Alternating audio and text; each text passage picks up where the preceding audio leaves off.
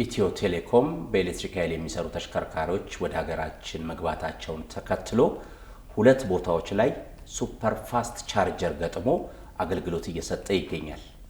በተለምዶ ኢምፔሪያል እየተባለ የሚጠራው አካባቢ ላይ በግራም በቀኝም ለብዙ ተሽከርካሪዎች አገልግሎት የሚሰጡ ቻርጀሮችን ገጥሟል። እንደምታውቀው እንደ ነዳጅ ወረፋ ሰው እዛ ተሰልፎ ቻርጅ ሲያደርግ አይተናል። አሁን ደግሞ ሶስተኛውን ሱፐር ፋስት ቻርጀር በሲኤምሲ አካባቢ ከሲኤምሲ አደባባይ ወደ ፍየል ቤት ስንወርድ በስተቀኝ በኩል ባለው የፓርኪንግ ቦታ ላይ ወይንም ዊነር ፍየል ቤት ጎን ላይ ሰሞኑን ስራ አስጀምሯል። እውነት ነው። እንግዲህ ሰሞኑን ኢትዮ ቴሌኮም ሶስተኛውን በጣም ፈጣን የሆነውን የኤሌክትሪክ ተሽከርካሪዎች ቻርጅ ማድረጊያ ጣቢያውን አስመርቋል። ይህ እንግዲህ ተሽከርካሪዎች በሚሄዱበት አካባቢ ላይ ያለምንም ችግር ተሽከርካሪዎቻቸውን በፍጥነት ቻርጅ አድርገው እንዲወጡ የሚያስችል የቻርጂንግ ስቴሽን ነው የተገነባው። ኢትዮ ቴሌኮም በዚህ መንገድ ላይ በጣም ከብዙ ድርጅቶች በላይ እየፈጠነ እየሰራ ያለ ድርጅት ነው። ሶስተኛው ሱፐር ፋስት ቻርጀር በሲኤምሲ አካባቢ መገንባቱ እዛ አካባቢ ላይ ብዙ ሰዎች እንደመኖራቸው ለብዙ ተጠቃሚዎች ደስታን ፈጥሯል። አያት፣ ሲኤምሲ፣ ሰሚት፣ ወደ ሲሲዲ ለገጣፎ አካባቢ ብዙ ሰዎች ይኖራሉና ይሄን አካባቢ ታሳቢ አድርጎ ችግር ለመፍታት ይሄን ስራ መስራት ኢትዮ ቴሌኮምን ያስመሰግኗል። በወቅቱ የኢትዮ ቴሌኮም ዋና ስራ አስፈጻሚ ፍሬሕይወት ታምሩም ንግግር አድርገዋል።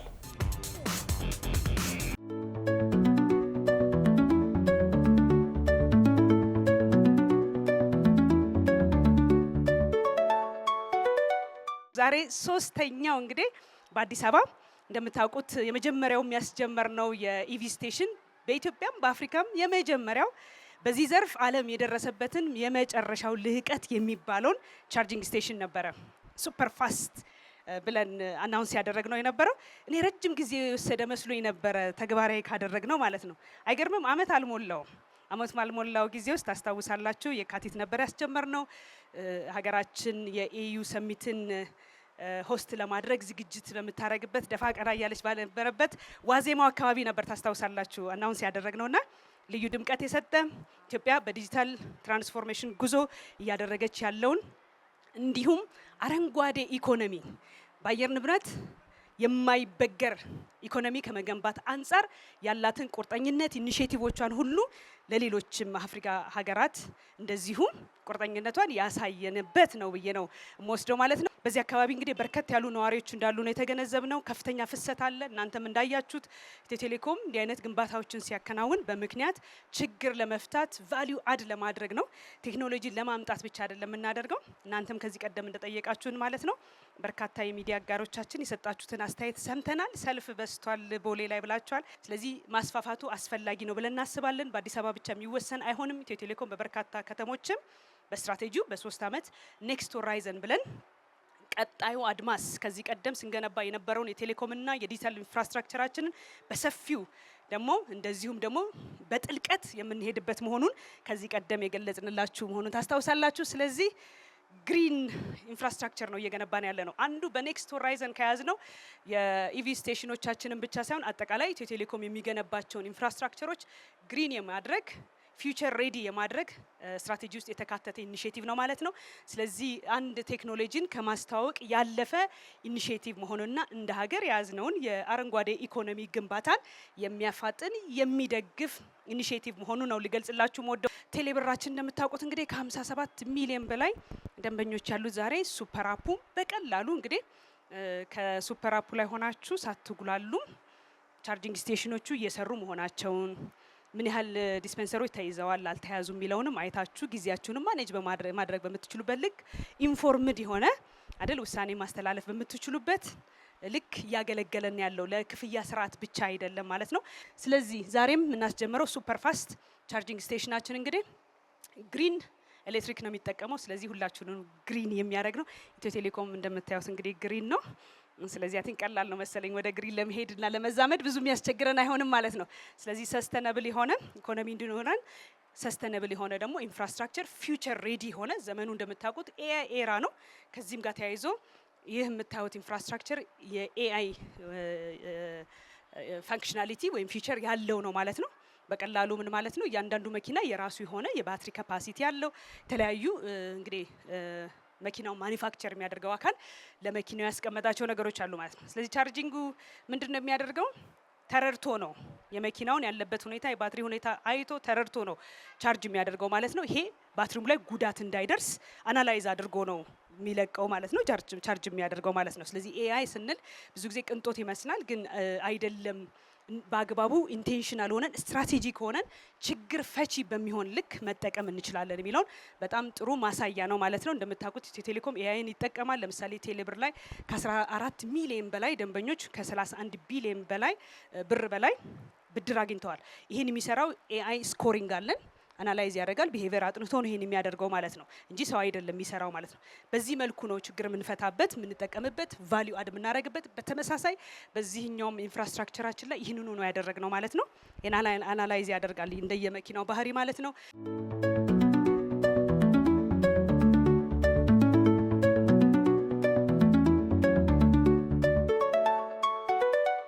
እንደምታውቁት ብዙ አይነት የኤሌክትሪክ መኪኖች አሉ።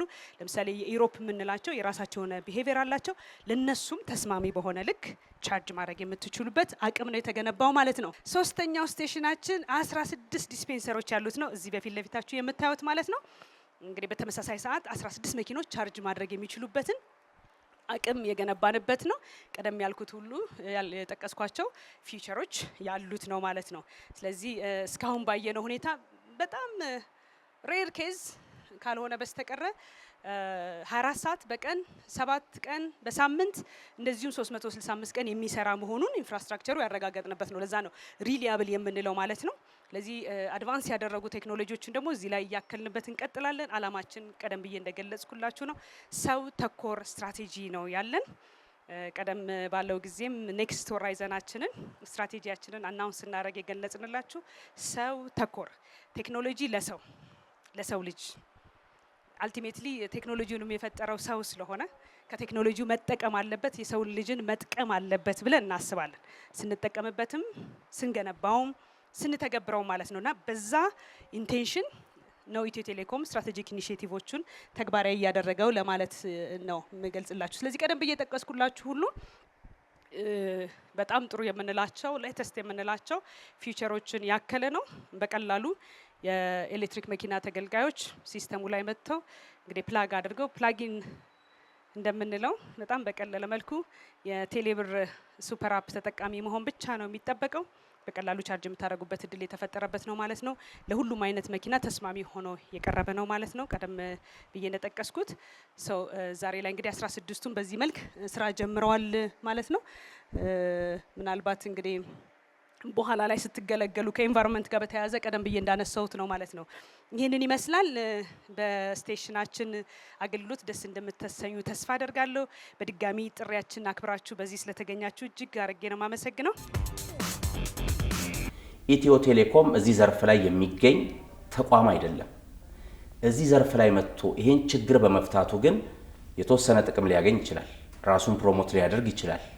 ነገር ግን ለብዙ ሰዎች ችግር በመፍታቱ ማህበራዊ ኃላፊነትን እየተወጣ ይገኛል ያስብለዋል። ብዙ ሰዎችም እንደሚሉ ያው ኢትዮ ቴሌኮም ከዘርፍ ውጪ በመግባት ይህንን የአውቶሞቲቭ ዘርፍ ለመደገፍ ከፍተኛ እንቅስቃሴ እያደረገ ነው። ከዚህ ከአየር ብክለት ጋር ተያይዞ የኤሌክትሪክ ኃይል ተሽከርካሪዎች ወደ ሀገር ውስጥ እንዲገቡ ከተደረገ በኋላ የብዙዎች ጥያቄ የሆነውን የቻርጂንግ ችግር ለመፍታት የጀርባ አጥንት ሆኖ እየሰራ የሚገኝ ድርጅት ነው። ይህ ደግሞ ለአውቶሞቲቭ ዘርፍ በጣም አጋር ሆኖ እየሰራ የግሪን ሌጋሲውንም እንዲያድግ በማድረግ የሄደበት ያለው ርቀት ሊያስመሰግነው ይገባል። የተለያዩ ቦታ ላይ የሚኖሩ ሰዎች ኢትዮ ቴሌኮም እኛ ሰፈርስ መቼ ነው የሚመጣው የሚል ጥያቄ ሲያነሱ ሰማለሁ። ካሪቦ አውቶሞቲቭ ባለው መረጃ መሰረት በአዲስ አበባ ከተማ 4ኛውን ቻርጅ ማድረጊያ ጣቢያ በጫካ ፕሮጀክት አካባቢ በቅርቡ ስራ ያስጀምራል። ከክልል ከተሞች ደግሞ አዳማ ላይ እንደዚሁ በቅርቡ ስራ ያስጀምራል። በተለይ የክልል ከተሞች ላይ መሄዱ ትልቅ ስራ ነው ብዬ ነው የማምነው። ምክንያቱም በኤሌክትሪክ የሚሰሩ ተሽከርካሪዎች ወደ ክልል ከተማ ሄደው አንዳንዴ ቻርጅ ማድረጊያ ጣቢያ ያጡና በቶትራክ በክሬን ተጭነው ሲመለሱ ስለምናይ እውነት ነው። ልክ ይህንን አይነት እንቅስቃሴ ከከተማ ውስጥ በመውጣት ወደ ክልል ከተሞች በመሄድ ይህንን የቻርጂንግ ስቴሽን ለመግጠም የሚያደርጉት እንቅስቃሴ በጣም ጥሩ ነው የምንለው። ምክንያቱም ሊበረታታ ይገባል። ሌሎች እንደነሱም ያሉ ካምፓኒዎች እነሱን በማየት ወደ ተለያዩ የክልል ከተሞች በመሄድ ደግሞ ይህንን ስራ መስራት ቢችሉ ይሄ ከአውቶሞቲቭ ዘርፍ ጋር ተያይዞ የኤሌክትሪክ ኃይል ተሽከርካሪዎች ያለምንም ችግር ከከተማ ወደ ከተማ ከክልል ወደ ክልል መግባት እንዲችሉ የሚያስችላቸውን አቅም እንዲገነባ ያደርጋልና ይህ ጥሩ ነው የምለው። ኢትዮ ቴሌኮም በሶስቱ ቻርጅ ማድረጊያ ጣቢያ ላይ ለኤሌክትሪክ ኃይል ተጠቃሚ ተሽከርካሪዎች ቻርጅ ሲያደርግ በኪሎ ሜትር 1 ብር ነው የሚያስከፍለው። ይህ እንግዲህ ካለው አሁን የነዳጅ የመግጃ ዋጋ ጋር ስናወዳድረው እኔ ጥሩ ነው ብዬ ነው የማስበው። ምክንያቱም ያው የነዳጅ የመጨመር ዋጋ በየተለያየ ጊዜ ያሳያል። አሁንም ባለው ሁኔታ ግን ብታስተያየው ተሽከርካሪዎች በኤሌክትሪክ ኃይል ቻርጅ የሚያደርጉበት ሁኔታና ነዳጅ ቀርተው የሚሄዱበት ሁኔታ በጣም ብዙ ልዩነት ስላለው ኢትዮ ቴሌኮም እንደውም ነገሩን ወደ ፕሮሞሽን የመግባት አይነት ስራ እየሰራ እንደሆነ ነው የሚሰማኝ። ኢትዮ ቴሌኮም በኤሌክትሪክ ለሚሰሩ ተሽከርካሪዎች ቻርጅ የሚያደርግባቸው ጣቢያዎች ላይ ራስን የምታስተናግደው ራስህ ነህ። የጥበቃ ሰራተኞች ናቸው እንጂ ያሉት ሌላ ለአንተ አገልግሎት የሚሰጥ ሰው የለም።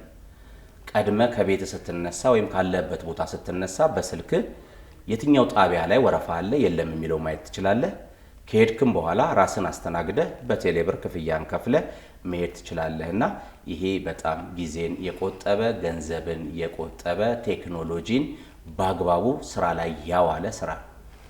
በጣም ደስ ይላል። የኢትዮ ቴሌኮም እንቅስቃሴ እንግዲህ እንደምታየው ዘመናዊ አድርገው ከሰው ንክኪ ውጪ በሆነ ራስህ በተገጠመልህ አፕ ውስጥ በመጠቀም ያንን አፕ እየተጠቀምክ ተሽከርካሪን በራስህ ሰልፍ ቻርጅ አድርገህ የሚጠበቅብህን ክፍያ ከፍለህ ትሄዳለህ ማለት ነው። እና ያንተ የሚጠበቅብህ እንግዲህ ቅድም አንተም እንደገለጽከው በየትኛው በኩል ወረፋ አለ የሚለውን ለይተህ ከሄድክ በኋላ እዛ አካባቢ ላይ እንደ ማንኛውም ሰው ወረፋህን ጠብቀህ ደግሞ በመስተናገድ ምንም አይነት እዛ አካባቢ ላይ ችግር ባለመፍጠር አንተም በትክክል ተጠቅመህ ሌላውም ተጠቅሞ እንዲሄድ ጊዜያችንን በመጠበቅ እየተሳሰብን ራሳችንን በራሳችን እያገለገለን እንድንጠቀም ነው ያደረገው። ይሄ ደግሞ ኢትዮ ቴሌኮም ምንም አይነት ግንኙነት በሌለበት መንገድ የፈጠረው መንገድ እኔ ጥሩ ነው ብዬ ነው ማሰብ።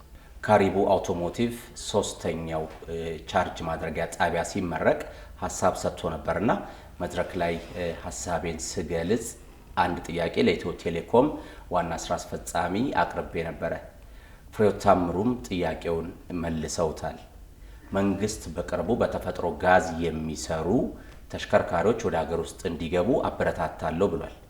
ስለዚህ እዚህ ኃይል አቅርቦት ላይ ቀድሞ ስራ ካልተሰራ ችግር ሊያጋጥም ስለሚችል ኢትዮ ቴሌኮም ምን ያስባል ብያቸው ነበር። ፍሬሕይወት ታምሩም እቺ ወፍ ወደ ካሪቡ አካባቢ ሹክ ያለችው ነገር አለ፣ በቅርቡ እኛም እዚህ ላይ ስራ ለመጀመር ተዘጋጅተናል ብለዋል። በጣም ጥሩ ነው። እንግዲህ እንዲህ አይነት ቅድመ እንቅስቃሴ ማድረግ ነገሮችን ሁሉ የተሳለጠ ወይንም የአማራ አካሄድ እንዲኖረው በህብረት መስራት ያስፈልጋል። ስለዚህ ሁሉም የራሱን የሚችለውን ድርሻ እንደዚህ መወጣት ከቻለ ነገሮች ተፈጻሚነት እንዲኖራቸው እያቀለለ ይሄዳልና ይሄ ጥሩ እንቅስቃሴ ነው። ማሰብ ከዛ ወደ ስራ መግባት ነው። መጀመሪያ ሳይታሰብ ወደ ስራ መግባት አይቻልም። ስለዚህ ማሰብ ካለ ወደ ተግባር መቀየሩ አይቀርምና ጥሩ ነው የምንለው። ቦታው ላይ ተገኝተው ተሽከርካሪዎቻቸውን ቻርጅ ሲያደርጉ ያገኘናቸው ሰዎች ነበሩ። ከነሱ ጋር ካሪቡ ቆይታ አድርጓል። እነሱ የሰጡንን ሀሳብ ተከታትለን እንመልስ።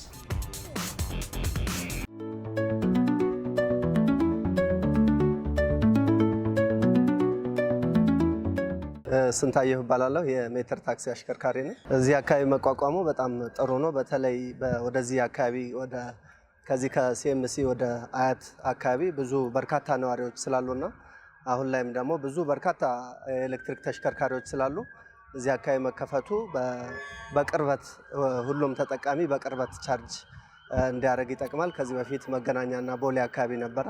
ወደዛ የሚሄዱትን ጊዜም ወጪም ይቆጥብላቸዋል። ስለዚህ በጣም ጥሩ ነው ብዬ አስባለሁ።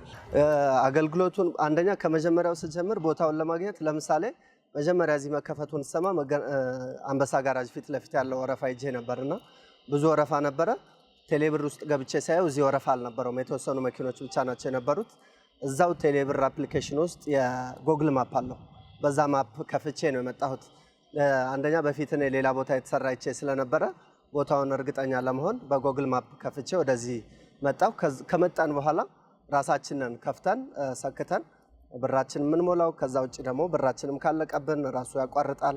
ባለን መጠን በምንፈልገው መጠን መሙላት እንችላለን። ማንኛውም ተጠቃሚ መኪናውን ይዞ ገብቶ ያለምንም ድጋፍ ምናልባት የመጀመሪያ አዲስ ከሆነ ያሳየው ሰው ሊፈልግ ይችላል። ከዛ ውጭ ግን በራሱ ቻርጅ አድርጎ መልሶ ይሄዳል ማለት ነው።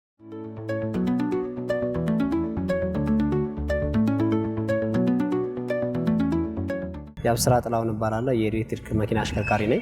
መንገድ ላይ ባትሪ ጨርሶብኝ በቃ ሰው እየጠያየኩ ስመጣ በጥቆማ ነው የመጣሁትና እውነቱን ለመናገር ኢትዮ ቴሌኮም በጣም ነው የምናመሰግነው። ጥሩ ቦታ ነው የከፈተልን። በጣም ደስ የሚል ቦታ ነው። እንደዚህ በአቅራቢያ የኤሌክትሪክ ቻርጅ ልናገኝ አይቻልም ነበርና እንደዚህ አቅራቢያ ቦታ ላይ ስለከፈተልን በጣም ነው የምናመሰግነው ብያለሁ። የኤሌክትሪክ መኪኖችን ማንም የሚያውቀው ግልጽ ነው። በነዳጅ ቆጠባ ምትል ብዙ ነገር የሚቀንስልን ነገሮች አሉት። ሁለተኛ ብዙ ነገር በቃ በጩኸት የለውም እንደፈለክ። አሁን ደግሞ ጭራሽ አሁን ኢትዮ ቴሌኮም መንገዱን አመቻችቶልን በየመንገዱ በቃ ቻርጅ ቦታ አለ። ሁሉ ነገር እንደዚህ ከተሟላልን ደግሞ ያው ከነዳጁ በጣም የተሻለ ነው ብዬ ነው የማስበው ለራሴ። ስለ አገልግሎቱ ራሳችንን የምናስተናግደው ራሳችን መተን ቻርጅ ነው የምንሰካው፣ ራሳችንን ክፍያውን የምንከፍለው በቴሌ ብር ስለሆነ ያን ያህል እንደዚህ እንደመጀመሪያው በነዳጁ እንደዚህ ብለን የምንጨናነቅበት ምንም ምክንያት የለም። ብቻ አሪፍ ነው፣ ደስ ይላል፣ ቀለል ያለ ነገር ነው። ኢትዮ ቴሌኮም በኤሌክትሪክ የሚሰሩ ተሽከርካሪዎች ኃይል የሚያገኙበትን ሶስተኛውን ጣቢያ ገንብቷል ብለናል። ኃይልን ደግሞ በአግባቡ የመጠቀም ኃላፊነት የአሽከርካሪዎች ነው። ታስታውሳለህ፣ በቅርቡ እንኳን በዚህ ወር ውስጥ 2 በኤሌክትሪክ የሚሰሩ ተሽከርካሪዎች አደጋ አጋጥሟቸው እዚህ ስቱዲዮ ሀሳብ ሰጥተንባቸዋል።